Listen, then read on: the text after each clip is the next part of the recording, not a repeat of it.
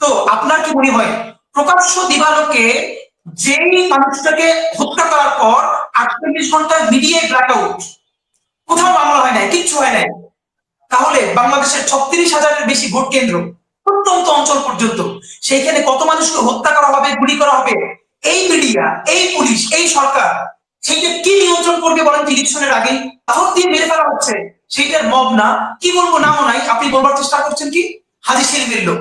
তো হাজি মানে এই যে আপনার ন্যারেটিভ নির্মাণ, আমি প্রথমে ভুল স্বীকার করছেন না, আপনি তো অবাক করছেন না, এই সবচেয়ে ন্যারেটিভ নির্মাণ আপনি অস্বীকার। বিএনপি ওই কথাটা বলে যে ব্যক্তির দায়িত্বে দল নেবে।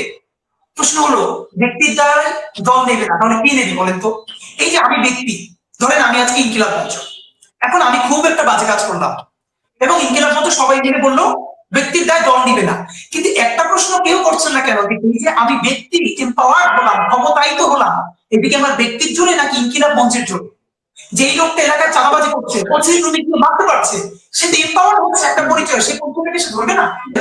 আমাদের তো যেটা গুরুত্বপূর্ণ কথা যে এই যে বিএনপির ক্ষেত্রে মুশকিলটা হলো বিএনপি যদি আপনি ভালোবেসেও দেখেন, হাজারো বিএনপির সমালোচনা করেও যে কথাটা শুরু থেকে আজ পর্যন্ত আমরা বলছি এবং বলবো, সেটা হলো ভারতীয় আধিপত্যবাদের মোকাবেলায় বাংলাদেশে আমাদের যেই বিএনপি শহীদ জিয়া, যেই বিএনপি বেগম জিয়া, ভারতীয় আধিপত্যবাদ মোকাবেলায় সেই বিএনপিকে আমাদের লাগবে। তো সেই বিএনপি যখন চাঁদাবাজি করবে, প্রচন্ড ভাবে সে আর একটা আওয়ামী লীগ হয়ে ওঠার চেষ্টা করবে, অবশ্যই তাকে আমাদের প্রচন্ড ভাবে ধরতে হবে। এখন মুশকিলটা হলো কি জানেন, বিএনপির কিছু জায়গায় কাজ করছে না। তো এই যে বিএনপি কে আমি আপনার মাধ্যমে আজকে আবারও আমাকে প্রচন্ড গালিগালাজ করুক, যাদের বিটিং চা বলুক, তবু আপনাদের মাধ্যমে বিএনপির ভাইদেরকে কয়েকটা প্রশ্ন করতে চাই, তাকে একটু বলি। দেখেন, আমরা স্বীকার করি অস্বীকার করি, এই যে সামাজিক যোগাযোগ মাধ্যম ফেসবুক, ইউটিউব যেটা বলেন, এই পুরো জুলাই থেকে শুরু করে সবকিছুতে ভীষণ ভূমিকা রেখেছে। বিএনপির কিছু ফেসবুক অ্যাক্টিভিস্ট, আমাদের নাম বলছি না, মানে বিশ্বাস করেন আমি মাঝে মধ্যে নিজের প্রতি লজ্জা হয় যে এই জুলাইয়ের আগে কিছু মানুষকে আমি ভীষণ সম্মান করতাম, তাদের বোঝাপড়া, তাদের চিন্তা ভাবনা, লেখাপড়া, এই জন্য ঠিক জুলাইয়ের পরে এই মানুষগুলো তাদের ন্যারেটিভ নির্মাণ, তাদের কথাবার্তা, তাদের অ্যাটিটিউড এমন ভাবে বদলে গেছে, আমি দেখেছি, আমি জাস্ট লজ্জা লাগে আমাদের যেই মানুষগুলোকে আমরা সম্মান করছি। যেমন দেখেন, আমি নাম বলছি না, আপনি এরপর হয়তো আপনারা কেউ ধরলেন যে এই যাকে হত্যা করা হয় সে কোন পরিচয়ে, সে হাজি সেলিমের লোকের নাকি, এইটাকে বিএনপির কোন প্রধান সারির যারা মূল কমিটিতে আছে তারা এটা নিয়ে পোস্ট করবে, নাকি সবার আগে তারা বলবে যে করেছে তার বিচার চাই?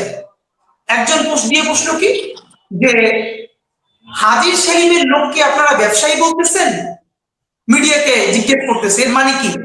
কেউ যদি হাজি সেলিমের লোক হয় তাহলে তারে প্রকাশ্য দিবালোকে পাথর দিয়ে হত্যা করা যাবে, অথচ এই বিএনপির ভাইয়েরা প্রতিদিন ছাত্র জনতাকে মব মব বলে বলে যাচ্ছে।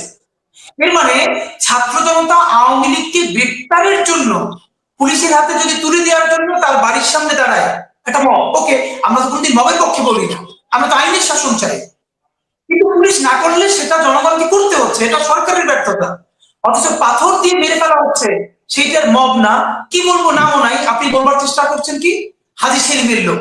তো হাজি মানে এই যে আপনার ন্যারেটিভ নির্মাণ, আমি প্রথমে ভুল স্বীকার করছেন না, আপনি তো অবাক করছেন না, এই সবচেয়ে ন্যারেটিভ নির্মাণ আপনি অস্বীকার করছেন, এই অস্বীকারটা হাসিনা করতে আছে বলুন। কয়েকটা কথা আপনাকে বলি, দেখেন বিএনপি যেটা করেছে এবং তা করছে, বিএনপি তো সবার চেয়ে বেশি নির্বাচন নিয়ে কনসার্ন, এই জবাব বিএনপি তো নিশ্চয়ই ভোটে পাবে, এরপর আমাদের ইলেকশনটা হওয়াইতে হবে। কিন্তু প্রশ্ন হলো, আমরা বলেছিলাম এই যে বিএনপি ভোটের কথা বলতে, সেই ভোটটা কিভাবে চায়? ইতিহাসের সেরা ভোটটা চায় কিনা, যে মানুষ ভোটটাকে নিজের মতো উদযাপন করে প্রত্যেকটা ছেলে মেয়ে ভোট দিবে, প্রবাসীদের প্রথম ভোট দিতে পারবে। তো আপনার কি মনে হয় প্রকাশ্য দিবালোকে যেই মানুষটাকে হত্যা করার পর 48 ঘন্টায় মিডিয়ায় ব্ল্যাকআউট, কোথাও মামলা হয় নাই, কিচ্ছু হয় নাই, তাহলে বাংলাদেশের 36,000-এর বেশি ভোট কেন্দ্র, প্রত্যন্ত অঞ্চল পর্যন্ত, সেইখানে কত মানুষকে হত্যা করা হবে, গুলি করা হবে, এই মিডিয়া, এই পুলিশ, এই সরকার সেইটা কি নিয়ন্ত্রণ করবে বলেন ইলেকশনের আগে? সুতরাং আমাদের এটা একটা ইম্পর্টেন্ট প্রশ্ন। ধরেন যে মানে আমাদের তো, আমি তো বলছিলাম যে মানে প্রশাসন, পুলিশ, সেনাবাহিনীর ভেতরে এখনো যে হাসিনার অনুসারীরা বসা, তেমনি মিডিয়ার ভেতরেও যারা বসা, আপনি দেখবেন যে মাঝে মধ্যে তারা মাথা মানে উঁচানো শুরু হয়েছে, মাঝে মধ্যে তারা বিভিন্ন রকমের মানে কি বলবো কৌশলী নিউজ করে, বিভিন্ন রকম ভাবে উস্কানি দেয়। তো এখন ধরেন জুলাই সনদ, এই এই সরকার বা এনসিপি তাদের মধ্যে তো আন্তরিকতার ঘাটতি আছে রে ভাই। মানে তাদের যে চাপটা প্রয়োগ করা দরকার ছিল সেটি কিন্তু তারা সেভাবে প্রয়োগ করছে না। হ্যাঁ, হচ্ছে হবে, আশ্বস্ততার মধ্য দিয়েই তারা পার করছে। তো এবং নির্বাচনী অনিশ্চয়তা কিন্তু আবার তৈরি করা হচ্ছে কিনা, নির্বাচনের তো একটা ডেডলাইন হয়েছিল, মানে ডেডলাইন হয়েছিল, আবার তৈরি করা হচ্ছে কিনা, যে সংখ্যানুপাতিক পদ্ধতি, অমুক পদ্ধতি, তমুক পদ্ধতি, এইটা না ওইটা। তো সব মিলিয়ে আপনি যদি একটু সামারি করেন আমার মনে ভালো হয়, আমার এরপরে রচনাটার কাছে যাবো। আমার যেটা মনে হচ্ছে মানে নির্বাচন লাগবে না, এটা তো মনে হয় বাংলাদেশের কেউ বলে নাই, কিন্তু সেইটা কোন নির্বাচন? যে নির্বাচন ইতিহাসের সেরা নির্বাচন, ইলেকশন, মানুষ সব থেকে আনন্দ নিয়ে ভোটটা দিবে, প্রবাসীরা ভোট দিবে। তো এই ইলেকশনের আগে মানুষ যেটা দেখতে চায় ন্যূনতম, সেটা হলো গণভোটটা দৃশ্যমান একটা ভালো পর্যায়ে গিয়ে যায়। দেখেন দ্বিতীয় তো চাইলে 6 মাসে শেষ হয়ে যাবে, 1 বছরও শেষ হবে না, কিন্তু এই সরকার থাকা অবস্থায় এমন কিছু রায় দিয়ে যাওয়া এবং বাকিটা প্রসেসের মধ্যে দিয়ে রেখে যাওয়া, যাতে বিএনপি আসুক, জামাত আসুক, এনসিপি আসুক, যেই ক্ষমতায় আসুক, ইন্ডিয়া তাকে যতই চাপ দেবে সেটা ওই বিচার প্রক্রিয়া করে দিতে না পারে। নাম্বার 1, এই ন্যূনতম বিচারকে আপনাকে নিশ্চিত করে যেতে হবে। নাম্বার 2, জুলাইয়ের ঘোষণাপত্র এবং জুলাই সনদ। আমরা তো দেখেন বলেছি আগামীকালকেও যদি জুলাই ঘোষণাপত্র হয়ে যায়, পরশু জুলাই সনদ হয়ে যায়, এবং তারপরের দিনে আপনি নির্বাচন দেন, হ্যাঁ, ন্যূনতম আইন শৃঙ্খলা রক্ষার মধ্য দিয়ে, এইটা আমাদের করতে হবে। এখন মুশকিলটা হলো এর বড়দায় বিএনপি কেন নিচ্ছে না? যেমন আপনি একটা কথা বলছিলেন, ধরেন তারেক রহমান সাহেবের বিরুদ্ধে যে অনেকে স্লোগান দিচ্ছে, ভাই মুশকিলটা হলো দেখেন বিএনপি ওই কথাটা বলে যে ব্যক্তির দায়িত্বে দল নেবে। প্রশ্ন হলো ব্যক্তির দ্বারা দল নেবে না, তাহলে কি নেবে বলেন তো? এই যে আমি ব্যক্তি, ধরেন আমি আজকে ইনকিলাব মঞ্চ, এখন আমি খুব একটা বাজে কাজ করলাম এবং ইনকিলাব মঞ্চ সবাই মিলে বললো ব্যক্তির দায় দল নিবে না, কিন্তু একটা প্রশ্ন কেউ করছে না কেন, যে আমি ব্যক্তি এম্পাওয়ার্ড হলাম, ক্ষমতায়িত হলাম, এদিকে আমার ব্যক্তির জন্য নাকি ইনকিলাব মঞ্চের জন্য? যেই লোকটা এলাকায় চাঁদাবাজি করছে, মারতে পারছে, সে তো এম্পাওয়ার্ড হচ্ছে, একটা পরিচয়, সে পরিচয়টাকে সে ধরবে না। শরীফ ওসমান হাদী, আমি একটু একটা বিষয় যোগ করি যে ধরেন আমি গত 11 মাসে ধরেন আওয়ামী লীগ যে খেলাটা খেলতো, যে একটা অঘটনের পরে বলতে না এটা আমার দলের কেউ করেন, এটা বিএনপি জামাত করছে, আমার দলের কেউ করে না, এটা অমুক করছে। বিএনপি কিন্তু ধরেন দায় নিচ্ছে এবং সাথে সাথে দল থেকে বহিষ্কার করছে। তার বিএনপি কিন্তু চাইলে অনায়াসে বলতে পারতো যে এটা হচ্ছে আওয়ামী লীগের যারা এখন বিভিন্ন জায়গায় লুকায় আছে তারা করতেছে, এরা আমার দলের কেউ করে না। বিএনপি কিন্তু এই জায়গাটা থেকে, এই জায়গাটা কিন্তু বিএনপি প্র্যাকটিস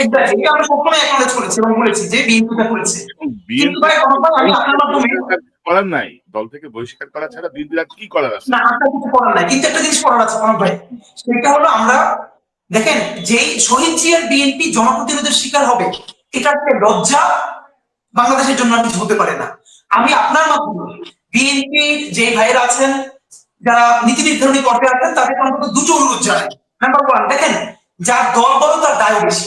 বিএনপি যেহেতু নিজেই বলছে যে সব থেকে বড় স্টেক হোল্ডার এই জুড়ে এসছে, তাহলে তার দেখেন আমরা বিএনপিকে কি বলি যে সব থেকে যেহেতু সে বড় দল, কিন্তু সব থেকে বেশি গালি সে শুনবে এবং এতটুকু হজম করার শক্তিও তাকে অর্জন করতে হবে।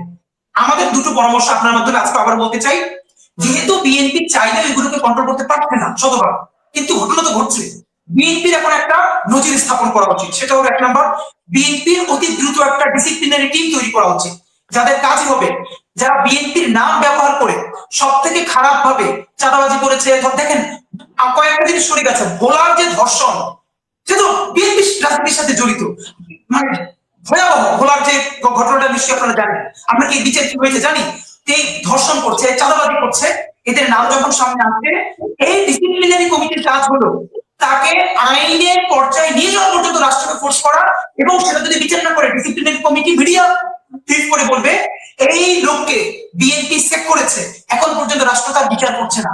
এইটা যদি বিএনপি করতে পারে, 1 মাসের মধ্যে বিএনপির নাম ব্যবহার করে যতটা ধর্ষণ করে, চাঁদাবাজি করে, তারা মনে করবে না আমাদেরকে আজকে আমি কি করবো, কালকে আবার আমি 1 কোটি টাকা দিয়ে বহিষ্কার আদেশ প্রত্যাহার করবো, এটা হবে না। সুতরাং 1 নম্বর একটা ডিসিপ্লিনারি টিম করতে হবে। 2 নম্বরে আমি আপনাকে ছোট্ট একটা গল্প বলি ভাই, দেখেন বললে হবে না, আমার উপজেলার গল্প বলি।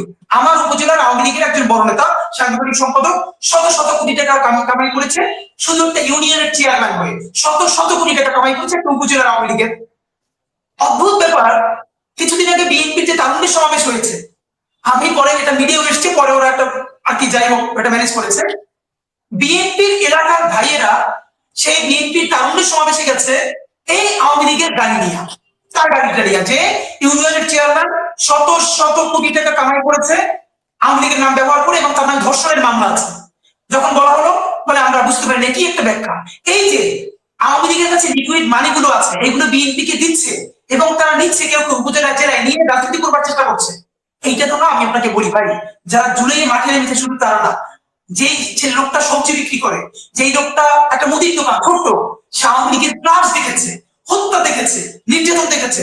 সে যখন দেখে যে জুলাইয়ের 3 মাস পরে সেই আওয়ামী লীগের লোক এখন রাস্তায় বাইক নিয়ে ঘুরে, তার পাহাড়ে বিএনপির লোকেরা টাকা খাইয়া, তখন সে কষ্টে, দুঃখে, ক্ষোভে আর নতুন কোনো স্বপ্ন দেখে না।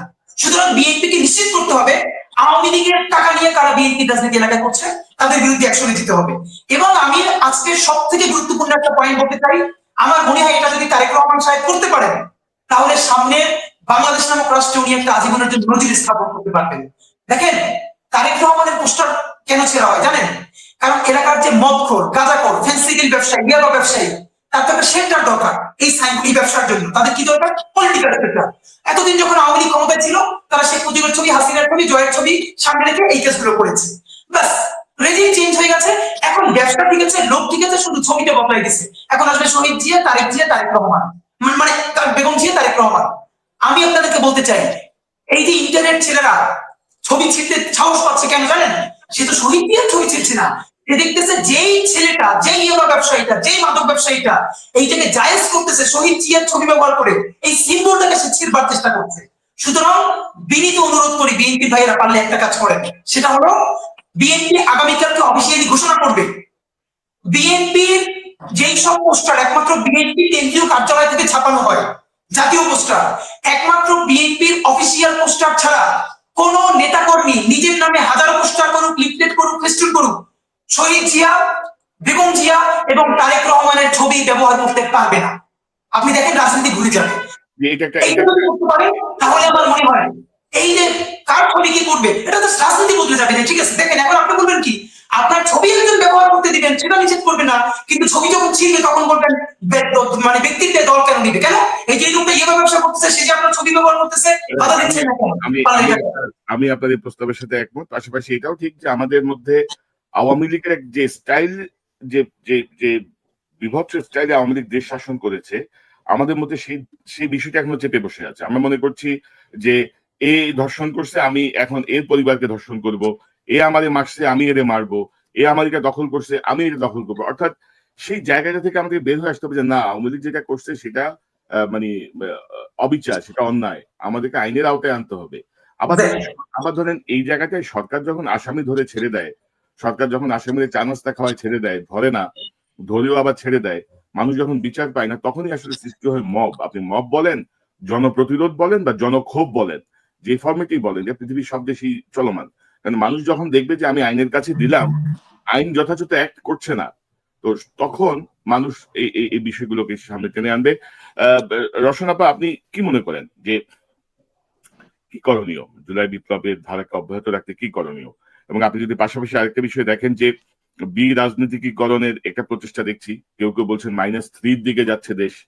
পাশাপাশি আমাদের যে মিডিয়া, সে মিডিয়া কিন্তু হাসিনার দুঃশাসনের সংবাদের চেয়ে ইউনূস সরকার এবং বিএনপিকে মেলাইন করার জন্য সকল নিউজ তারা সামনে নিয়ে আসছে। কিন্তু হাসিনা রেজিমের যে ভয়াবহতা, আপনি কিন্তু ওইভাবে কিছু পাবেন না, কিন্তু টেলিভিশন গুলাতে ওইভাবে কিছু পাবেন না। কিন্তু